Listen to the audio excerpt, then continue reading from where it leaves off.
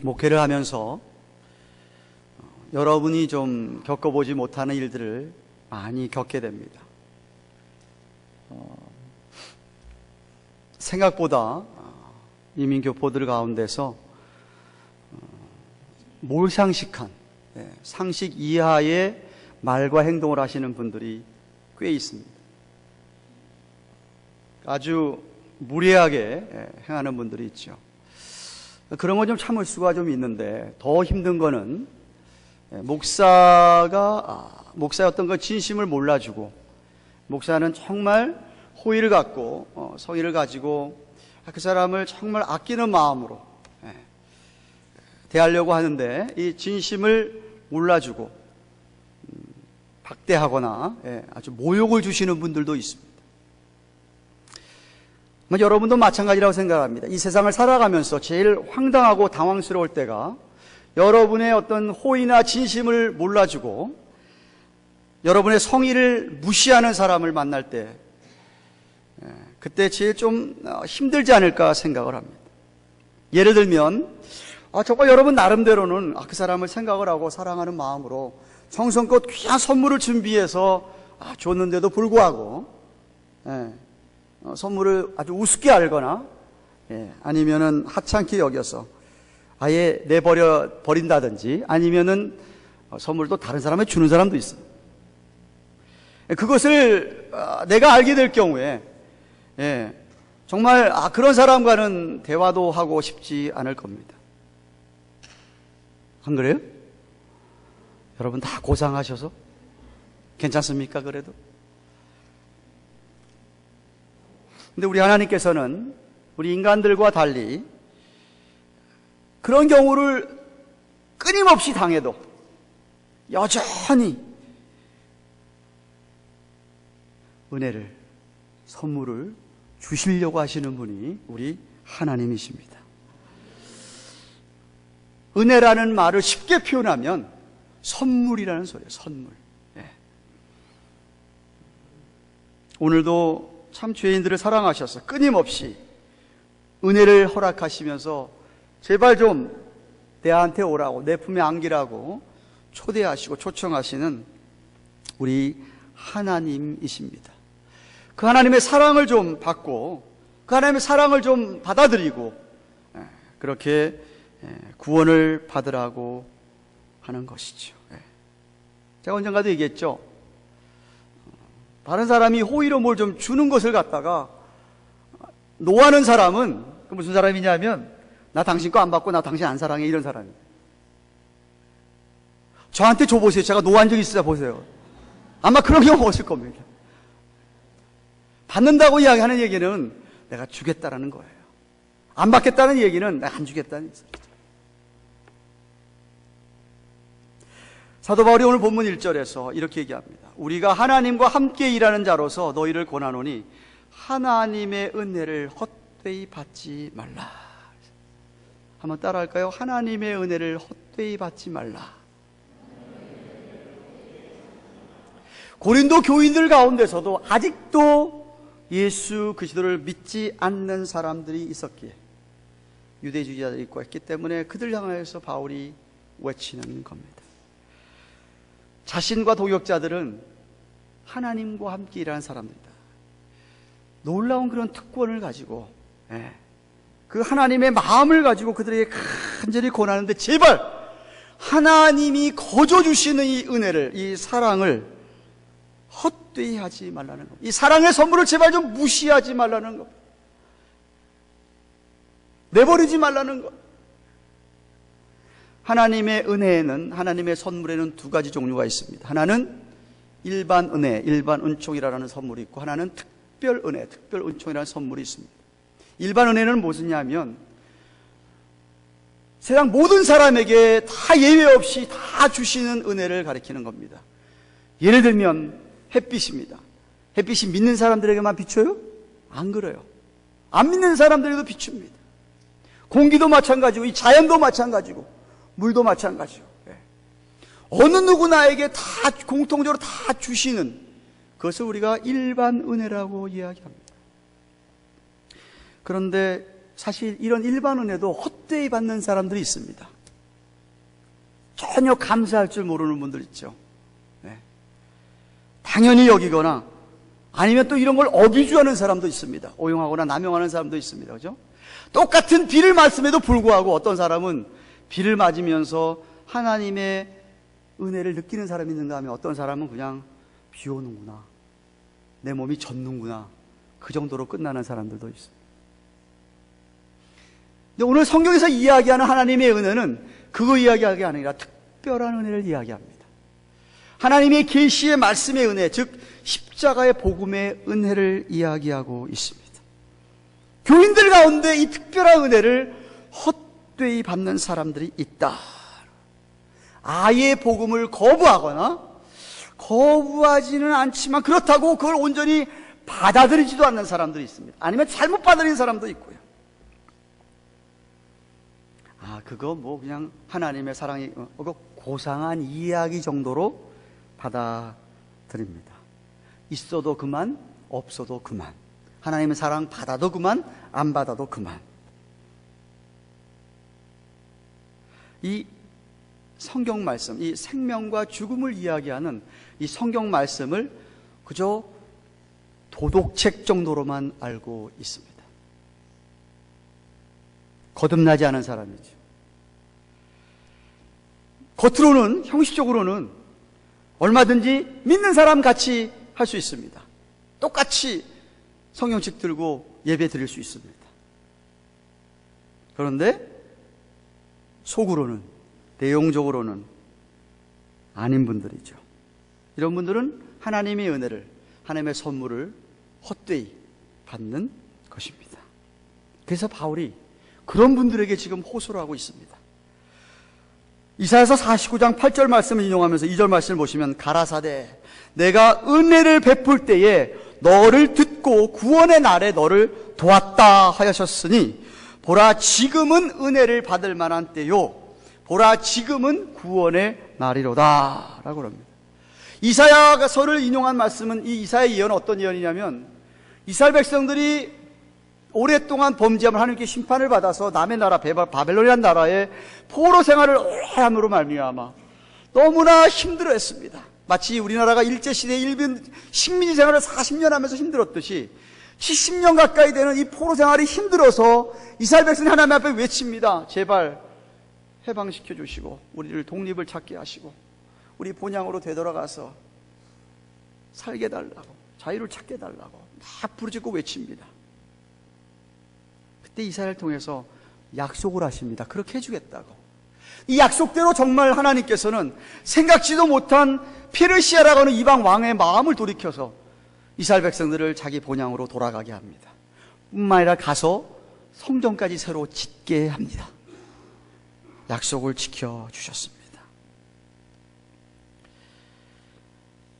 하나님께서 오늘날도 이 죄의 포로가 된 사람들, 악한 사단에, 악한 영에 사로잡혀 사는 사람들, 이 사람들 그 억눌림 속에, 그 포로의 삶 속에서 자유케 하시려고 초청하고 있는 것이죠. 예수님께서 십자가에 돌아가시고 부활하셔서 승천하신 후에 성령을 이 땅에 보내주시고 죄인들의 마음을 자꾸 낙낙하십니다. 제발 내가 좀 들어가게 해달라고, 사랑을 좀 받으라고. 예수님께서 이 땅에 오셔서 30년 동안은 아버지를 돕다가 드디어 때가 되셔서 메시아로서의, 그리스도로서의 사역을 시작하실 때에 요단강가에서 세례를 받았습니다. 세례 받을 때 하늘 문이 열리면서 성령이 비둘기같이 그에게 임하셨습니다. 그리고서는 복음 선포를 시작하실 때에 우리 예수님 이렇게 이야기하십니다. 주의 성령이 내게 임하셨으니 이는 가난한 자에게 복음을 전하게 하시려고 내게 기름을 부으시고 나를 보내사 포로된 자에게 자유를, 눈먼 자에게 다시 보게 함을 전파하며 눌린 자에게 자유케 하고 주의 은혜의 해를, 은혜의 년, 희년입니다. 은혜의 해를 전파하게 하려 합니다. 주의 은혜의 해, The Year of Jubilee. 희년인데, 희년은 이스라엘 백성들은 자기 땅이 어떻게 해서든지 어떤 모양으로든지 포로가 된 사람들, 종이 된 사람, 노예가 된 사람들은 49년째가 되면 그 사람들을 다 풀어주고 땅까지 다 도로 채찾게 해주게 되어 있었습니다. 그래서 예수님께서는 지금 이 희년이 왔다. 영적인 이야기입니다. 영적인 희년이 왔다는 것이에요. 죄인이 의인이 되는 포로된 자가 죄의 억눌린 포로 생활에서 풀리는 은혜를 선물을 주신다는 겁니다. 그러니까 좀 받으라는 것이죠. 지금도 오늘도 우리 주님께서는 선물을 들고 주려고 하시는 거예요. 제발 받으라는 거예요. 받으라는 거예요. 거절하지 말라는 거예요. 그러니까 여러분이 할 일은 뭐예요? 그냥 받으시면 되는 거예요. 믿고 받으면 되는 거예요. 제가 세가족반에서 늘 얘기합니다. 네? 어떤 사람이 저한테 와가지고 한 목사님, 제가 잘 모르지만요, 여기 멀세디스 벤츠 750 갖고 왔습니다. 타고 다니세요. 키를 주면요, 저는요 할렐루야하고 받고 타고 다녀요. 근데 많은 사람들은요, 이 사람이 뭔데 나한테 와서 좋은 거 주냐, 무슨 꿍꿍이 속이 있겠지 하고 의심합니다. 그게 뭐예요? 불신앙이에요. 그냥 안 받는, 거절하는 거예요. 그 좋은 선물을 안 받는 거예요. 그래서 못 누리는 거예요. 억눌린 삶에서 그냥 죄의 노예로 그냥 사는 거예요. 아무리 큰 죄를 지었어도 상관이 없습니다. 우리 하나님이 용서하지 못할 죄는 하나도 없습니다. 여러분이 나만이 알고 있는 어떤 죄가 있습니까? 그래서 막 마음에 부담이 돼서 도저히 못 나오고 도저히 그걸 못 받겠습니까? 그러면 그저 하나님 앞에 그 죄를 내놓고 부르짖으세요. 하나님 들으시고 능히 도우시며 용서하시고 받아주십니다.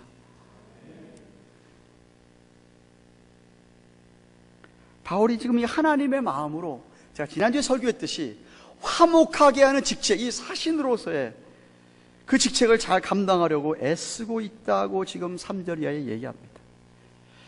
하나님의 은혜를 헛되이 받지 않을 정도가 아닙니다. 하나님의 그런 은혜를, 그 큰 은혜를 받았다고 한다면 정말 화목하게 하는 사신으로서의 삶을 살아야 되는데, 바울이 그런 삶을 살았다는 거예요. 엄청 조심하고 살고 있다고 이야기합니다. 3절 말씀 보세요. 우리가 이 직책, 화목하게 하는 직책을 가리키는 말입니다. 이 직책에 회방을 받지 않게 하려고. 방해를 얘기하는 거죠. 무엇이든지 아무에게든지 거리끼지 않게 하고 라고 이야기합니다. 하나님의 특별한 은혜를 전하는데, 이 큰 사랑의 복음을 전하는데 자기가 조금도 회방거리가, 방해거리가 되지 않게 하기 위해서 자기는 무엇이든지 누구에게든지 정말 조심스럽게 살아가고 있다는 거예요. 걸림돌이 되지 않기를 원한다는 것이죠. 어떤 사람은 전도하면은 누구누구 때문에 제가 예수를 안 믿습니다 얘기합니다. 그 사람이 걸림돌에서 그 사람이 예수 앞에 못 나오는 거예요. 자기는 그런 방해, 그런 회방꾼, 그런 걸림돌이 되지 않기 위해서 정말 무엇이든지 누구에든지 거리끼지 않게 하려고 애를 쓴다는 거예요. 여기 3절에 헬라의 원어에 의하면은 앙케라고 하는 것을 굉장히 강조하고 있어요. 메이데미안, 메이라는 말을 2번씩 사용하면서 절대 내가 그렇게 앙케 여기서 내가 정말 발버둥치고 조심스럽게 자기는 생활하고 있다는 거예요. 바로 제가 지난 주일에 고린도후서 5장 11절부터 17절까지 말씀한 The life of integrity, 정직하고도 투명한 삶을 사는 거예요. 뭐 사람이 없으니까, 여기 아무도 안 보는 것 같으니까 뭐 이렇게 해다가 빼꼼 담배 피고, 사람이 오면 끊고, 이런 사람이 아니라는 거예요. 사람이 있든 없든 하나님 앞에 정직하고도 투명한 삶을 산다는 거예요. 왜? 내가 이 화목해하는 이 사신으로서의 이 잡에 회방거리가 되지 않게 하기 위해서 우리가 본받아야 될 것이고, 뭐 그렇다고 해서 제가 얘기했지만 완전한 삶 얘기하는 거 아니에요. 완전한 삶이 어디가 있어요? 완전한 삶 얘기하는 거예요. 하나님의 이 복음이 전달되는데 자기가 치명적인 과오를 범하지 않겠다는 거예요. 치명적인 과오를 범하지 않겠다는 거예요. 얼마나 우리 주위에 믿는다고 하는 사람들 치명적인 실수를 범하는 바람에 복음이 전달되는 것이 가로막혀지는 경우가 많습니까? 뿐만 아니라 바울은 화목하게 하는 직책을 감당하려면 바울은 정말 엄청난 고생을 많이 했는데 그 고생을 잘 견뎌냈다고 이야기합니다. 정말 우리가 바울처럼 여러분 이 복음을 전하는 일에 고생이 좀 되면 이 고생을 여러분 잘 견뎌야 됩니다. 견뎌야 됩니다. 4절 5절 말씀 보십시오.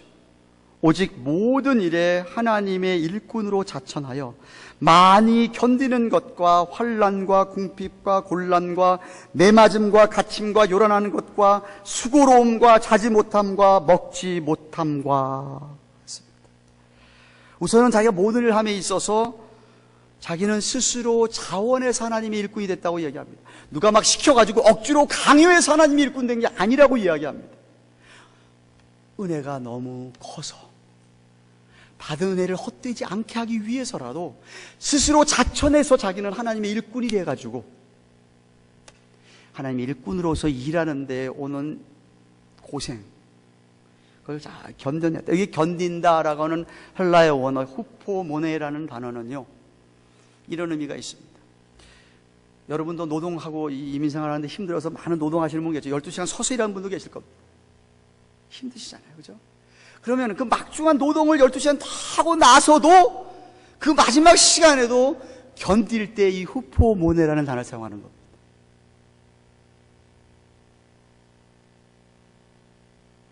아니면은 지금 전쟁 중입니다. 총알이 막 왔다 갔다 합니다. 네.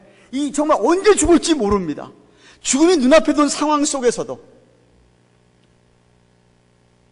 자세를 흐트리지 않고 견지하는 것을 후포모네라고 얘기합니다. 막 힘들다 그래가지고 그냥 짜증내고 신경질 내고 옆에 사람 힘들게 하고 이러지 않는다는 거예요.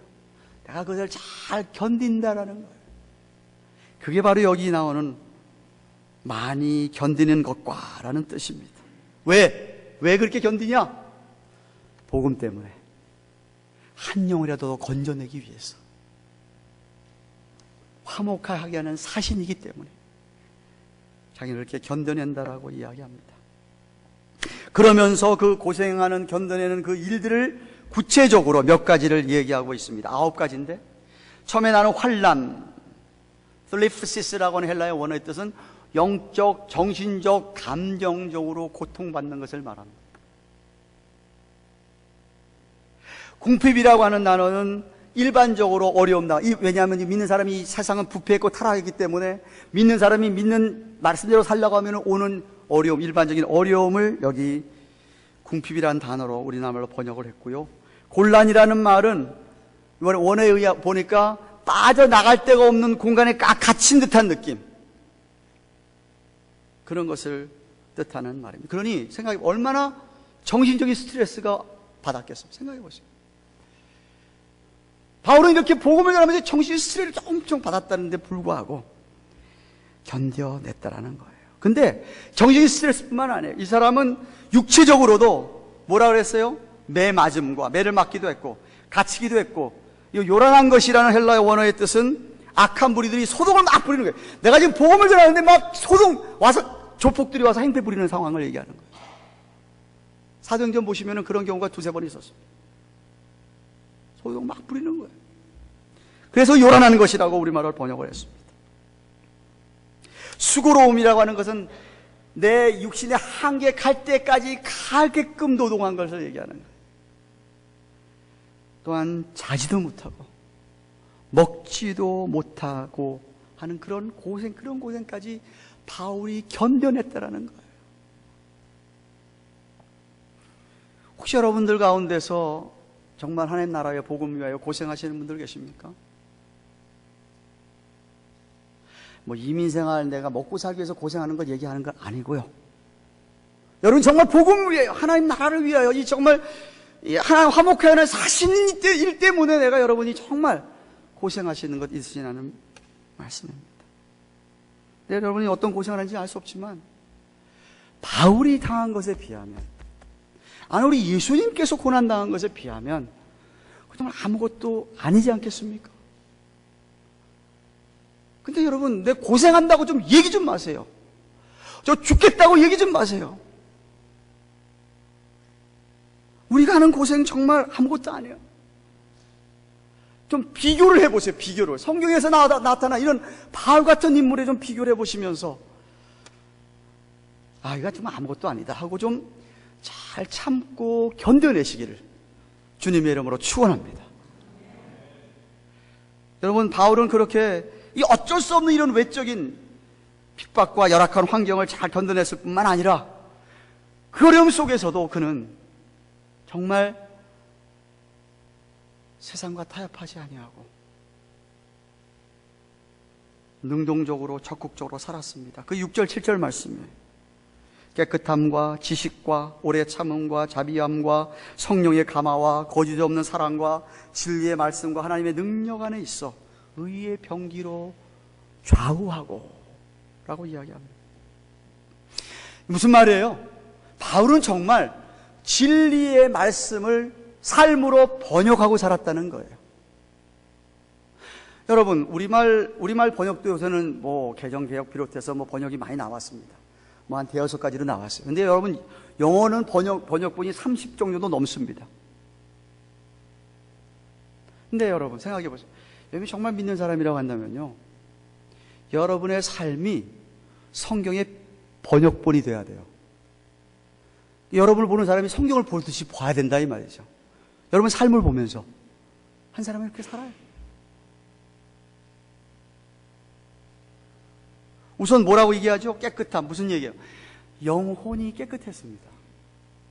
영혼이 깨끗했어요. 그의 하는 생각과 그가 갖고 있는 어떤 그런 동기, 일하는 동기가 순수했다 이 말이에요. 삶이 순결했습니다. 하나님에 대한 지식과 지혜가 있었습니다. 여기 또 오래 참음은 아까 얘기한 견딘다는 헬라어 원어와는 다른 말이에요. 마크로토미아라는 헬라어 원어의 뜻은 뭐냐? 특별히 사람들과의 관계, 사람들에게 참는 걸 얘기하는 거예요. 우리 열받치게 하는 사람들 많잖아요. 없어요? 여러분은 다 성인들이라서.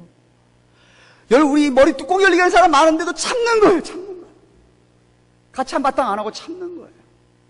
사람들에게 참는 거예요. 이게 이제 사도 바울이 얘기하는 오래 참음 얘기하는 거예요.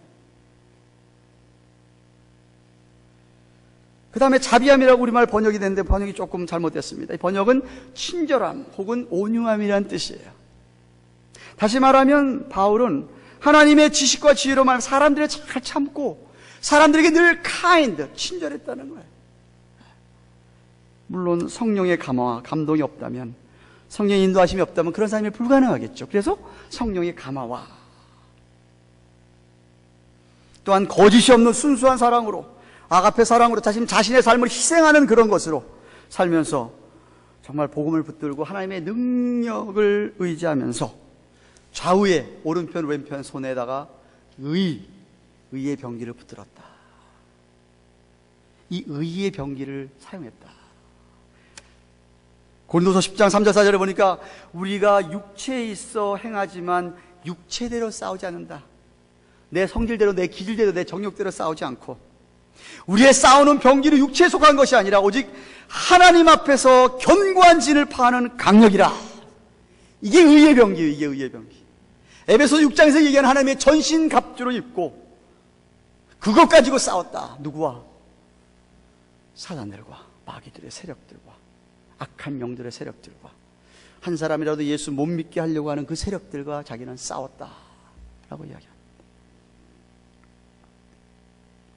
왜 그렇게 고생하며 싸우냐? 이유는 한 영혼이라도 자기 때문에 주 앞에 돌아온다고 한다면 그것만큼 귀한 일이, 그것만큼 정말 기쁨 되는 일이 없기 때문에, 그래서 그는 그렇게 잘 참아낼 뿐만 아니라 그런 삶을 살았다고 이야기합니다. 혼자 같으면 힘들겠죠. 혼자 같으면 힘들겠죠. 근데 저기 바울 옆에 그런 바울과 같은 그런 삶을 살아가는 동역자들이 있었습니다. 동역자들이 있었습니다. 뿐만 아니라 바울의 그런 사역과 그런 삶을 갖다가 정말 영광스럽게 생각하고 칭찬하는 그런 무리들도 있었습니다. 그런데 그런 무리들보다는, 그럼에도 불구하고 이 세상에서 바울을 욕하고 비방하는 사람들이 더 많았습니다. 여러분 정말 이 세상에서 진짜 믿는 사람들이라고 한다면, 정말 여러분이 화목하게 하고 살려고 애를 쓴 사람들이라고 한다면 세상 사람으로부터 비방을 받게 되어 있습니다. 비천하게 여김을 받게 되어 있고요. 바울이 그랬어요. 왜냐하면 사람들은요, 눈에 드러나는 것을 보거든요. 눈에 드러나는 것을 보잖아요. 눈에 있는 것만 보고 판단을 하잖아요. 근데 바울에게는 눈에 바울에게 지금 내세울 게 하나도 없는 거예요. 그러나 바울은 눈에 보이지 않는 것을 훨씬 더 소중하게 여겼던 것이죠. 그래서 8절 10절 이렇게 얘기합니다. 영광과 욕됨으로 말미암아, 악한 이름과 아름다운 이름으로 말미암아. 속이는 자 같은데 참되고, 무명한 자 같은데 유명하고, 죽은 자 같은데 보라 우리가 살고, 징계를 받는 자 같은데 죽임을 당하지 않고, 근심하는 것 같은데 항상 기뻐하고, 가난한 자 같은데 많은 사람을 부유하게 하고, 아무것도 없는 자 같지만은 모든 것을 가진 자로다 라고 단언하고 있습니다. 어떤 사람에게는 영광스러운 이름, 아름다운 이름으로 바울이 불려지기도 하지만, 어떤 사람들에게는 욕하는 이름으로, 악한 이름으로 불림을 받기도 하고, 어떤 사람은 야, 저 친구 속이고 있다라고, 사기꾼이라고 그런 손가락질을 받기도 하지만, 분명히 자기는 참되고 무명하지만 이름 없이 일하지만, 하지만 주님 앞에서 내가 유명하고, 죽은 자 같지만 살아있고, 징계는 여기 매를 얘기하는 거예요. 매를 많이 맞아. 40이 하나는 가만 매 39대를 그냥 매도 아니고 쇠붙이가 붙어있는 채찍으로 맞고도 죽지 않더라 이겁니다. 살아있고. 그들이 보기에 근심하는 것 같지만 내 속사람은 늘 기뻐한다. 가진 것이 없어가지고 가난하게 살지만 오히려 많은 사람들을 부유하게, 영적으로 부유하기 때문에 비록 눈에 보이는 게 아무것도 없지만 자기는 모든 것 다 갖고 있는 사람이다. 얼마나 역설적인 표현입니까? 여러분, 믿는 사람들이 역설적인 삶을 살아야 됩니다. 이것이 바로 저와 여러분, 예수 믿는 사람, 이것이 바로 하나님의 은혜를 받는 참된 그리스도인들, 정말 화목하게 하는 사신들의 어떤 실상, 실체, 이게 정체성임을 여러분 잊으면 안 돼요. 여러분 스스로 어떻게 평가합니까? 가진 것이 없다 그래가지고 정말 가진 게 없는 사람처럼 비굴하고 구차하게 살지는 않습니까?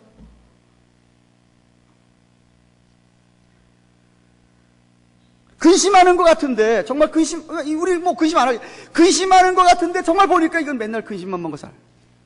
세상 염려 근심은 다 제가 짊어진 것 마냥 맨날 땅만 쳐다보고 살고, 맨날 울상이고, 맨날 그냥 찡그리고 살아.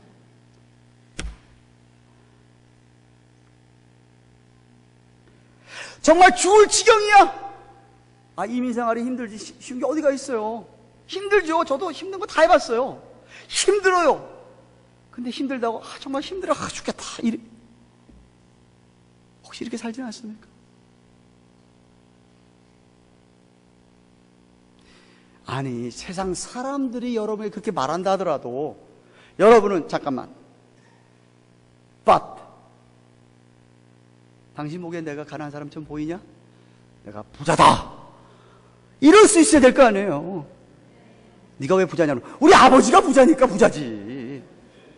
우리 아버지가 다 갖고 있는데 내가 뭘. 좀 그런 이 자긍심이 좀 있어야 되지 않겠냐 이 말이죠.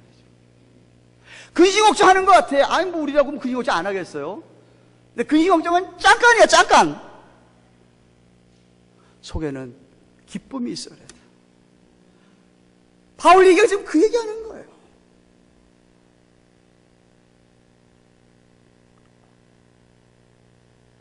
물론 우리가 무슨 뭐 하나님께서 우리 모두를 받다 세상에서 뭐 부자 되게 부유하게 뭐 세상 것으로 그렇게 하지 않습니다.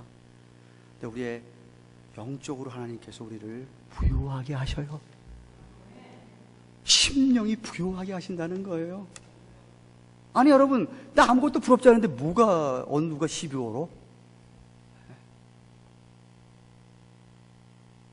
세상 사람들 판단하고 말하는 것에 낙심하지 마세요.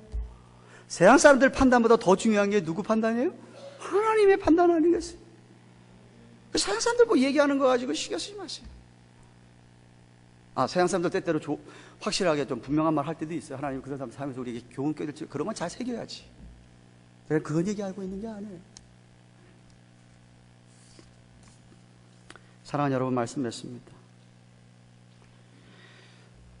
하나님께서 여러분에게 아무리 은혜를 베풀어도, 정말 좋은 선물을 줘도 여러분 안 받으면 소용이 없는 거예요.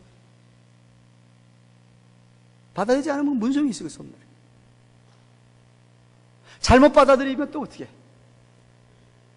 바로 그것이 오늘 바울이 얘기하는 하나님의 은혜를 헛되게 하는 거란 말이에요. 혹시라도 여러분 가운데 아직도 믿지 못하는 분이, 아직도 이 선물을 받지 못한 분이 계세요? 제발 미루지 마세요. 오늘이 은혜를 받을 만한 때고, 오늘이 구원의 날이라고 그랬어요. 제가 늘 얘기하잖아요. 내일 개런티 할 사람, 여기 내일 개런티 할 사람 누가 있어요?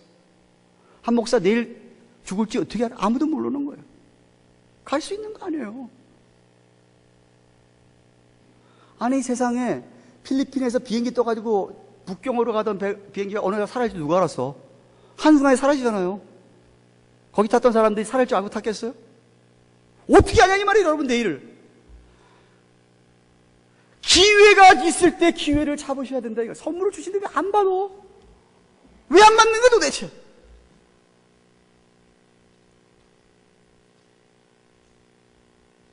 미루다가 여러분에게 죽음을 찾아온다면 주님이 재림하시면 그날은 구원의 날이 아니라 심판의 날입니다.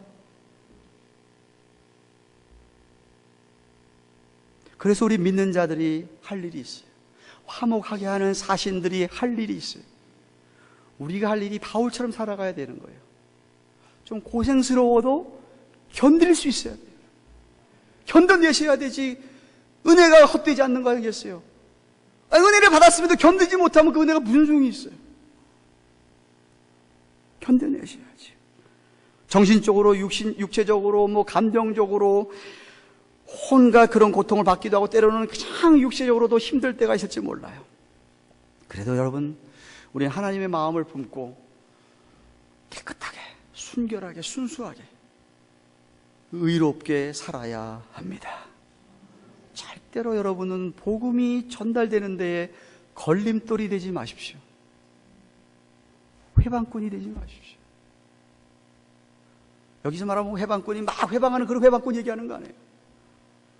여러분이 사람들 앞에서 잘못 사거나 치명적인 실수하면 그거 회방되는 거예요. 좀 두려워할 줄 알아야 되지 않겠어요?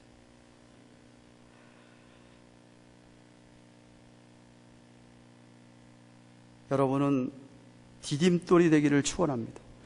여러분을 딛고 누군가가 하나님 앞에 선물을 받는다고 한다면 얼마나 그게 복이겠습니까?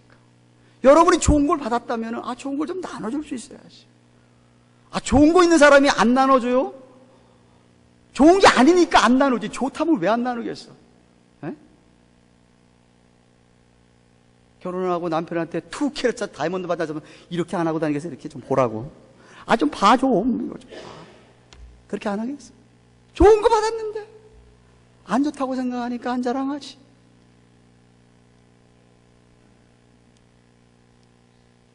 잭 그레이언 목사님이 이런 이야기를 합니다. 자기 친구 하나가 이스라엘 성지 순례도 났어요. 안내하는 사람이 아랍 사람이었다고 합니다. 그래서 이 친구가 이 아랍 사람에게 기회를 보다가 복음을 전할 기회를 얻어가지고 예수님에 대해서 이야기를 했어요. 그랬더니 이 아랍 사람이 모슬렘 영향을 받던 사람이 복음에 관심을 갖는 거예요. 그러면서 이제 얘기하기를, 아니 왜 여태껏 아무도 저에게 이 복음에 대하여 예수님에 대해서 전해주지 않았을까요? 되묻는 거예요. 수년 동안 관광 안내원을 했음에도 불구하고 그에게 예수 그리스도의 복음을 전해준 사람이 그때까지는 아무도 없었던 거예요. 그래서 친구가 대신해서 사과를 했다고 합니다. 미안하다. 네. 그랬더니 그 관광 안내원이 흥미로운 말을 합니다. 저도 이해해요. 그게 바로 사막의 죄라는 겁니다. 사막의 죄가 뭡니까? 그랬더니 사막을 지나는 사람이 오아시스 물을 찾으면은 그가 자기가 거기서 물을 먹고 난 다음에 다른 사람한테는 얘기를 안 한대요. 거기 물 있다는 거. 그래서 그걸 사막의 죄라고 부른대요. 여러분이 갖고 있는 좋은 것 안 나누면 그것도 죄입니다. 아멘 안 하시는 거니까 아직도 안 믿으시네. 제 말씀 아니라니까, 성경 말씀이라니까요.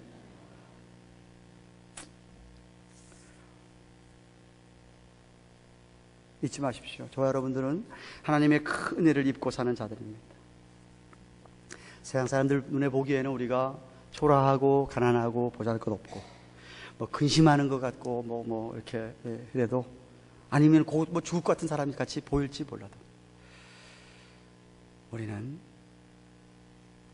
부자고 유명한 자고 우리는 정말 모든 것을 가진 자입니다. 우리 안에 주님이 계십니다.